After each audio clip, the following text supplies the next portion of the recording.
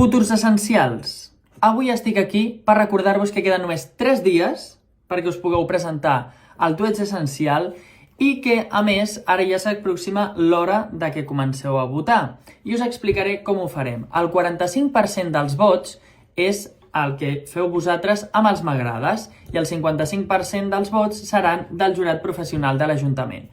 Doncs, quan es publicarà i quan podreu començar a votar? Serà per aquest ordre. El 1 d'abril sortiran els microrelats de primer d'ESO. El 2 d'abril els de segon d'ESO. 3 d'abril els de tercer d'ESO. 4 d'abril els de quart d'ESO. I el 5 d'abril sortirà primer debat i el 6 d'abril segon debat. És a dir, tot per ordre i des d'aquell moment ja podreu donar-li molt d'amor a les publicacions i fer que guanyi la majoria dels vostres vots la candidatura que més us agradi. I ja està, això és tot. Molta sort!